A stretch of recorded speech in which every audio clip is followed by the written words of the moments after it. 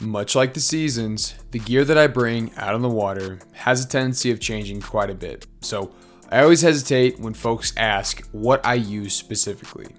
My overall kit forever molds and changes depending on the time and the place. And in my opinion, there's no real right answer to this question. It's all about whatever works best for you.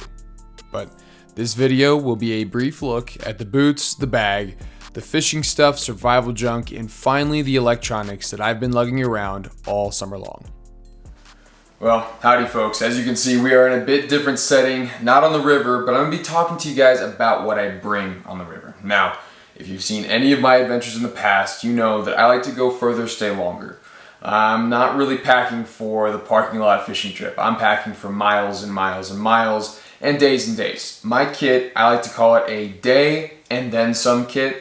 So when I'm fishing, I'm always prepared for a full day and then some, and just in case things go wrong. But this is my normal day pack sort of kit, let's just say. And I'm gonna be breaking down from the bottom to the top. So we're gonna look at my weighting system, boots and whatnot. Then we're gonna go into the bag. Then we're gonna look at the fishing gear itself. So the fishing rods, reels, net, terminal, all that fun stuff.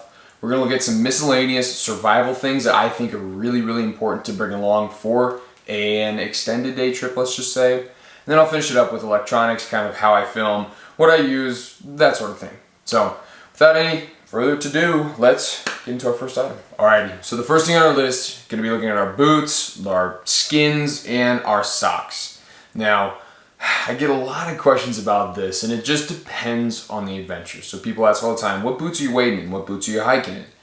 I am kind of a grinder. I will on longer adventures. So let's say if it goes over 5 miles, I like to wade in these, I think they're called Danner Incursions. They are more kind of a hybrid boot. They're less wading boot and more hiking boot, but they still have little drains in them. So if I do get wet, which I oftentimes do, they drain on my hike. So they're not as heavy as traditional wading boots. But if we're kind of closer to that 2 to 5 mile range, I will use my heavier Patagonia foot tractors. And that's a shout out to Adventuron. They sent those over. So it just depends on the adventure, because you can't really do heavy, big, clunky wading boots on a 5, 6, 7 mile hike. I think they say that every pound on the feet feels like 10 on the back. So you just gotta be really careful with your hiking systems. But then going from the boot, let's look at the socks. So that again really just kind of depends on the adventure itself. I've got short neoprene wading socks and I've got long boys.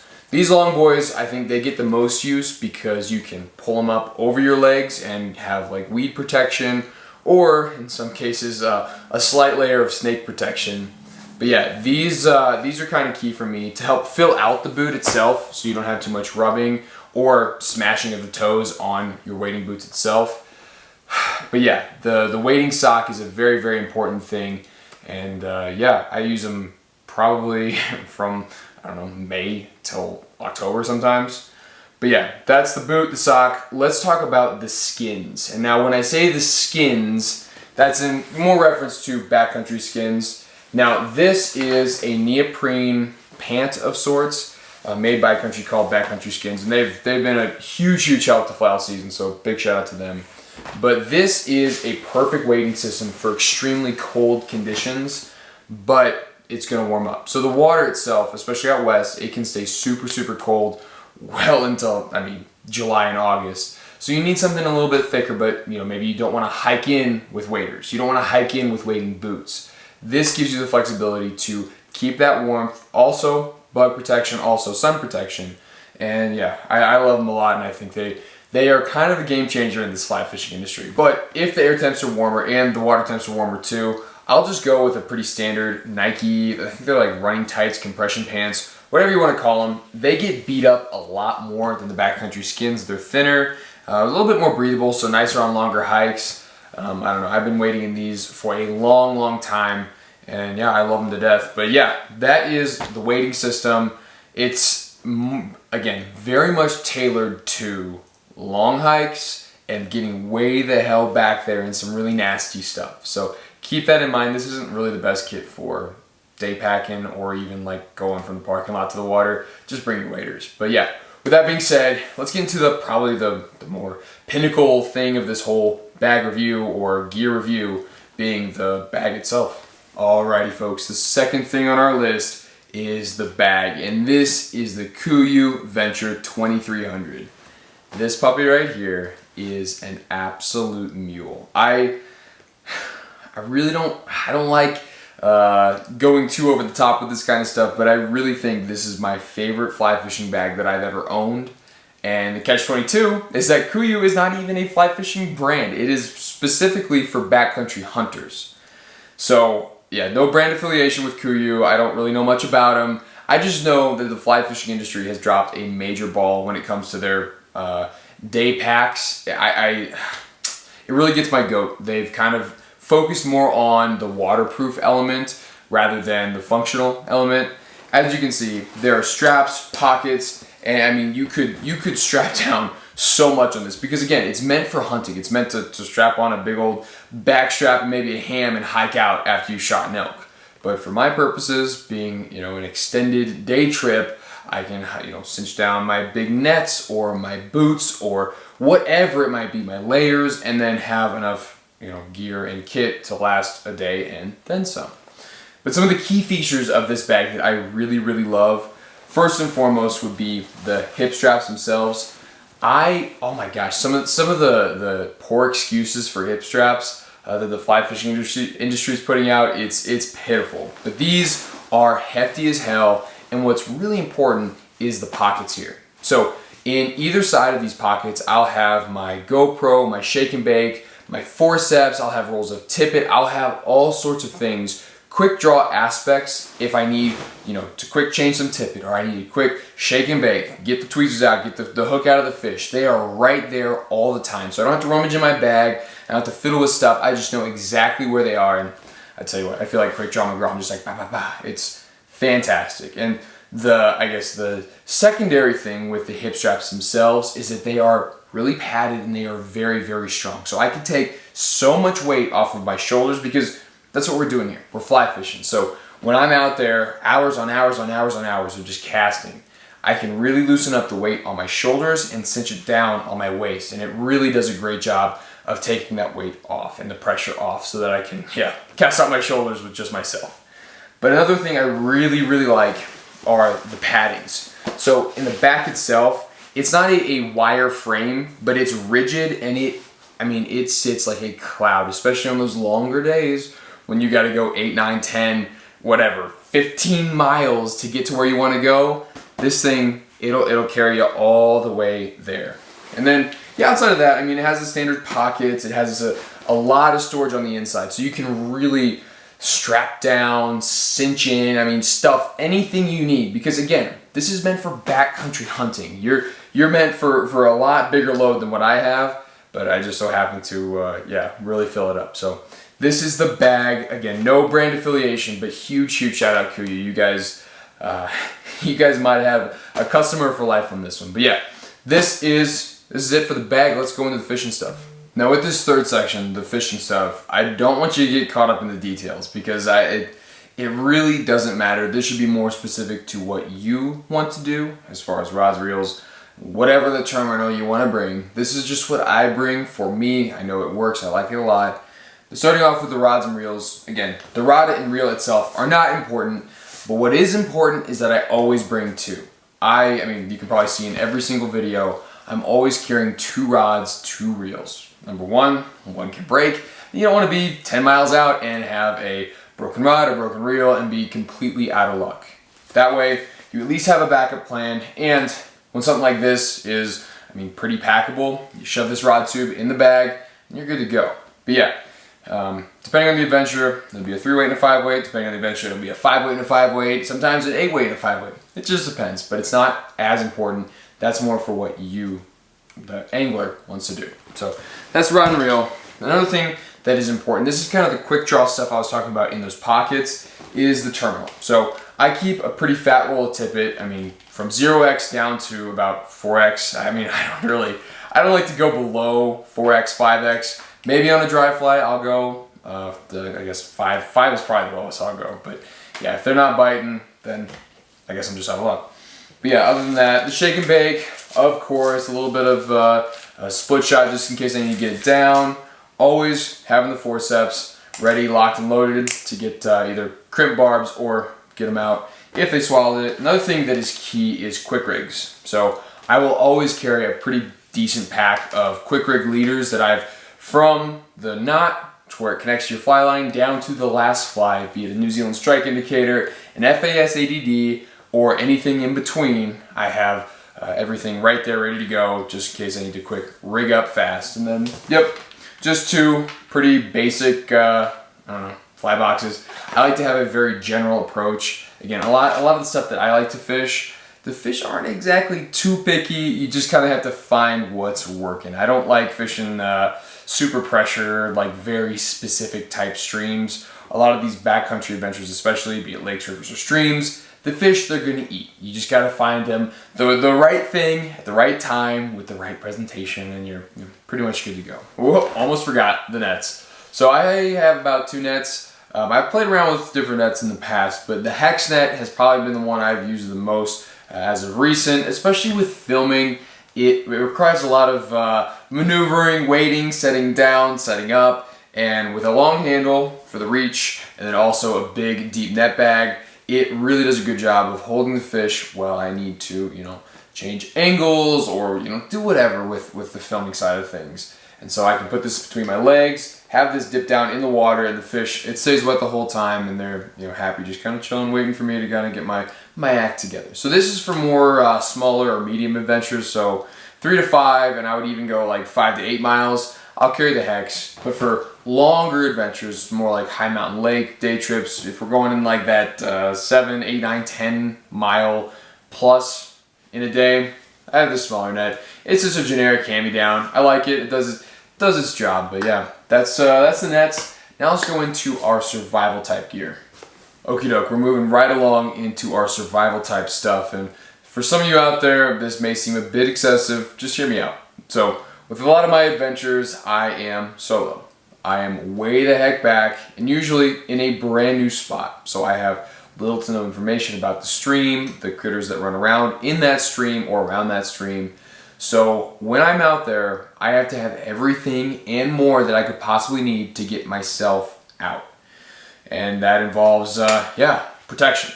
Now, you see here we've got bear spray, and you see here we've got a big old knife. Both of which are not just, used for bears. Bear spray is very useful against cougars, coyotes, dogs, people. It's a deterrent, both passive and active. When you see a big knife or you see some bear spray, it's a good way to kind of deter the two-legged folks, but then also help against real critters. I don't carry a gun. This is a great way to have a good sense of protection. I've been attacked by a bear before. I've used bear spray. It properly deterred said bear. So I never leave home without some bear spray, especially out west, but I've carried it in the Midwest, I've carried it out east. It's a very, very valuable thing. And then, the big old knife itself, I like carrying a big knife, number one, to cut down limbs, to get flies, or as, fine to cut tippet, or to fillet fish. It's always on my hip. It's a K-bar. I've had this thing forever, and it's held up great. Not too much rust. It's been through the absolute ringer, and it keeps chugging along. But from the immediate weighting belt system, so I have these on my 2 hips. Let's look at the supplements in a day. Now, when I'm out that far, I can't carry in beer. I can't carry in a big old sandwich. I can't carry in all of the fun things that us fly bums like to munch on when we're in our boat or next to the parking lot. I live off of Cliff Bars. And as gross as it may seem, I consume a lot of these in a year. And I don't know, I'm kind of a goat. I don't get tired of them. But take the concept of a Cliff Bar. Something calorie dense, high in sugar, you need something to get you out off the mountain. And Cliff Bars for me do a great job. Granola bars, whatever, fill in the blank with whatever brand you want. Whatever's most tasty to you. But make sure it's packable, lightweight. Jerky's always a good option too, trail mix. You need something to sustain yourself, but you're not trying to feast out there. And kind of going into that more supplement type stuff, Liquid IV and Mountain Ops are always either in my bottle or in my bag, just in case. So especially the Ignites from Mountain Ops. Again, I'm not sponsored by them. I love them, and they really are. They're the real deal. So 200 milligrams of caffeine with a little bit of hydration gets you focused, and it gets you absolutely geeked, and you can just kind of jet out of there. And the Liquid IV, of course, helps you rehydrate. I mix these, and I call it jet fuel, and it's a great combo to get you out of damn near any situation while being hydrated and caffeinated. And then, as far as water bottles go, I've kind of played around with different water bottles. This is a new one to the arsenal. This is a GeoPress. So this is a self-contained water purifier. All you gotta do is fill it up, press it down, and you're drinking good. You can carry in pretty darn light with this, because usually I'll do the camel approach, where I'll take in a big bottle of water and just kind of lean on it all day. That can get a little bit sketchy. I always have water purifiers in my bag with me, so little tablets. But this, I'm finding out, is a great option for quick water, fast water, to get you immediate, purified, clean, cold water, and then, yeah, on your way you go. And you can fill as needed, so you don't have to feel like you have to taper your drinking. You can drink as much whenever you want. And that's very important, especially in higher elevations, mountains, sweating. You need to stay hydrated. Okie doke. Now let's talk about Szn and Bug Pro. Obviously, you always need a good pair of polarized glasses to fish, but it's also really important for your eyes. You're on the water all day, that glare is strong, you're squinting, you don't want to hurt your eyes. Get you a good pair of sunglasses. But then sunscreen itself, it's fun being tan. I love being a tan man, but it also, kind of bad for your skin. So always be protected. I also have some real thick stuff, just depending on, if I need to put on my face, or the hands and the fingers too.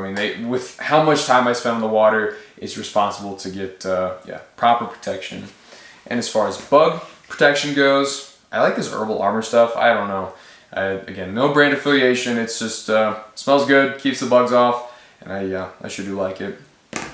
Last on our list is a big first aid kit. And in this first aid kit, it's a bit excessive. I've got a ton, and I could do a full breakdown of this thing, but the main elements in here are things like super glue, splints. I actually have a full splint in here. I have needles, sewing thread. I've got tape. I've got so much stuff, from burn cream to ibuprofen, anything, because again, I'm solo. Kind of like the bear spray and the knife. I need to have every single thing I could ever want and more. If I break my leg, sprain my ankle, if I cut myself bad, I need to stitch myself up. I've got a tourniquet in here in case I get stabbed or punctured and I'm bleeding out every orifice. I gotta cinch it down.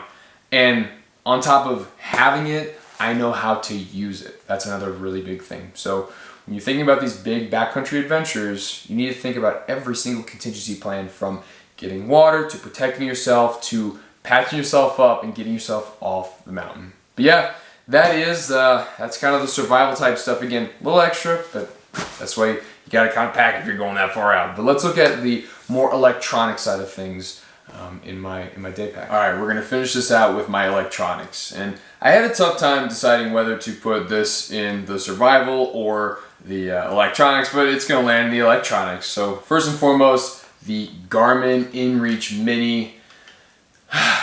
Again, when you're that far out, you're doing crazy stuff, going to the locations that I like to fish, you need insurance policies. So if you can't patch yourself up, if you can't protect yourself, if you are in dire straits, the Garmin is, again, a shameless plug. I hate the free shout out here, but it is a lifesaver. If you don't have service, you can do some great texting off of that through the connected app on your whatever smartphone device you have. And you can let loved ones know, I'm okay. You can let officials know, hey, I'm in trouble, I need to get out. Or worst case scenario, you pop that SOS and you've got local search and rescue coming to your aid before you die of a snake bite or a bear attack or you fall off a cliff, whatever it might be. This always stays strapped to my shoulder, easy access, just ready to go. But yeah, electronics technically, but also survival, blah, whatever. But yeah, phone, another thing I like to have on. For kind of filming purposes, also tracking purposes. I'll get on here with my OnX, putting things up on stories. It just kind of general use. I usually have it in my either side pocket or front pocket. Doesn't really matter. But as far as the filming goes, I don't know how interested some of you are. I get a lot of questions about this, but this filming arsenal, let's just say, it's molded a little bit throughout the years, but stayed pretty steady. Constant upgrades as the channel's grown, as more money's come in, be it from folks on the Patreon or just YouTube money itself, is being reinvested into the filming to make a better experience. It's kind of, the way I describe it, it's kind of like, you go to school, first grade to second grade, your vocabulary, it jumps. Kind of the same thing here. Like, we need more hardware to tell a better story. And that also helps with editing skills as well. But as we've kind of, built and grown, the arsenal of hardware has expanded itself too. And that would bring me right into the chesty rig. This is a new GoPro 9. It's pretty sweet. Don't know much about it. It's just a nice different angle switch to put on while I'm fighting fish or hiking or whatever. Then we've downgraded the old chesty rig to now an underwater rig. So we can have multiple perspectives and get some really cool underwater shots. And I'll be honest, those are my favorite. And the GoPro does a great job picking those up. And then, of course, the big cam, which you don't see right now. But for those of you who are interested, I'll put kind of a picture here and a link down below. This is a Canon EOS M50, I believe, and I don't know, I bought this like 3 or 4 years ago, and it's held up great. We've upgraded tripods, we've upgraded lenses, but as far as the mic and the camera body itself goes, it is pretty standard. And for adventures like this will be my advice if there's anybody out there who is interested in getting into fishing and filming. You have to ride this line, because some of the bigger channels you see out there, they have maybe more hands and more safer environments to film in, so they can bring out their multiple thousands of dollars worth of drones, cameras, 4K this, 5K that, whatever. We don't have that luxury. Usually I'm solo on a tripod. You slip, you fall, rain, you splash. I mean, there's so many things that can go wrong. So you got to ride that line between super expensive, high quality versus functional action cam. And for me personally, this Canon has been an absolute winner. So it's kind of mid-range, I would say, relatively affordable for most of you out there. I'm assuming if you're freaking fly fishing, you can probably afford this camera. Again, don't assume. But I've got it all linked down below. And just for the basic lens and the basic camera, if you've seen any fly season videos, it's probably been, 2 years worth of that to get us to where we are now with the upgraded lenses and stuff. So yeah, folks, that is the bag. That is the newest, best upgraded gear list that I've got. But here's the thing. You probably can go back in my channel and see various iterations of this game. I continuously look for the best gear. I continuously look to upgrade myself with the fishing that I'm doing, where I'm at, what I'm doing. It is so important to do what you want to do in this situation, because there's no one fits all. This isn't the right answer to your question, but take what I have, maybe take some of these more broad lessons and apply it to your kit, and I'm sure you're gonna have a great time. You're gonna get out alive, gosh darn it, and you might catch some fish. So folks, wherever you find yourself, be it in an Airbnb, somewhere in Idaho, or in your backyard, I sure hope you keep those feet in the water. Until next time, tight lines. Well, howdy folks. If you were seeing this, then that means the video is over. And like always, I just have to say thank you so much. It's very strange as I'm standing in the middle of a mountain valley by myself talking to a black box to say thank you and like really mean it, but I do. It's wild to see how fast this channel is growing, how much engagement comes from this community.